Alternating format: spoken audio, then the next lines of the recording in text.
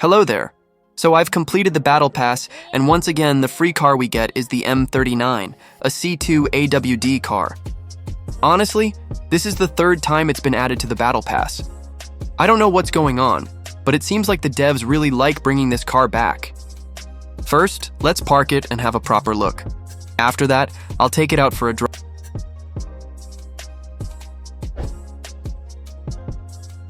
Before we get into that, I've put up a new poll in the community tab.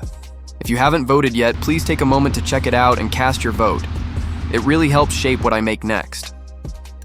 Also, if you're wondering how I managed to complete the Battle Pass this quickly, I've made a separate video where I shared all my tips and tricks for finishing it early. The link is in the description and pinned comment, so you can check it out anytime. And of course, if you find my videos helpful, feel free to like, share, comment, and subscribe. Your support keeps me going. Alright, now let's talk a bit more about the car. I've actually owned this car since the very first Battle Pass when it was first introduced. Personally, I feel like it's more of a drift car than a racing one. The tires tend to slip quite a lot. If you've driven it yourself, let me know your thoughts in the comments. Always interesting to hear how others feel about it. To be honest, I don't really drive it much anymore, mainly because I've been too lazy to tune it properly, even though I did spend a good amount of money upgrading it back when I first got it. For those of you who don't own it yet, this is a nice opportunity to finally add it to your collection through the free Battle Pass. Now let's take it for a drive so you can see how it handles and performs at its default setup. After that, I'll quickly show you the tuning options that come with it, and we'll run a race to see how it performs on the track. This car catches speed a little bit slow. The cargo box on the roof of the car makes it heavier, and it feels difficult to make turns.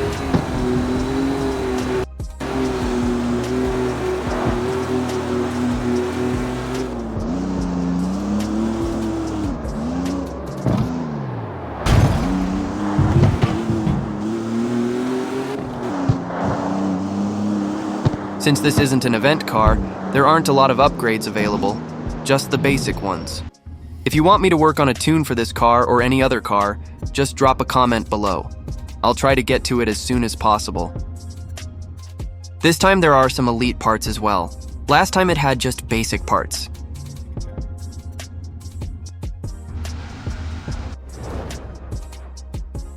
I had to reduce some car weight to match the club requirements. Alright, time for the race.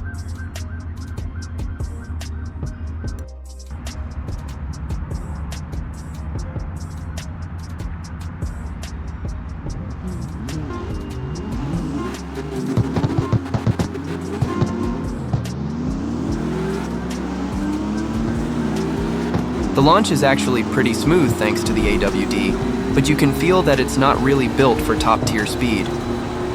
The acceleration is decent in the lower gears, but once you start climbing higher, you can definitely sense that it's lacking compared to the more competitive cars in this class.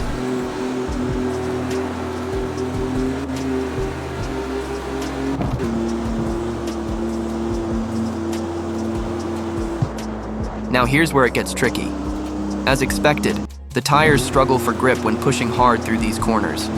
The rear end likes to slide out quite a bit, which kind of confirms my earlier thought that this car leans more towards drifting than serious racing.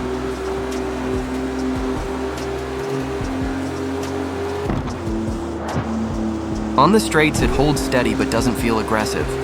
It's stable, but you're not going to break any speed records with this default setup.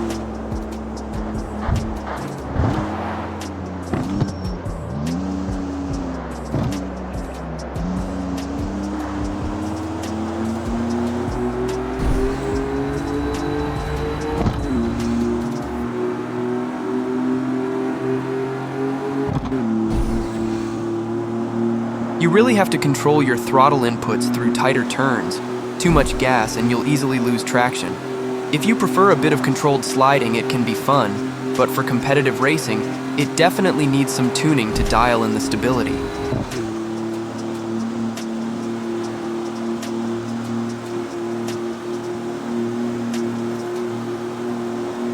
Coming up on the final stretch now. You can tell the power delivery isn't bad, but again, without some custom tuning, it won't be very competitive in serious races.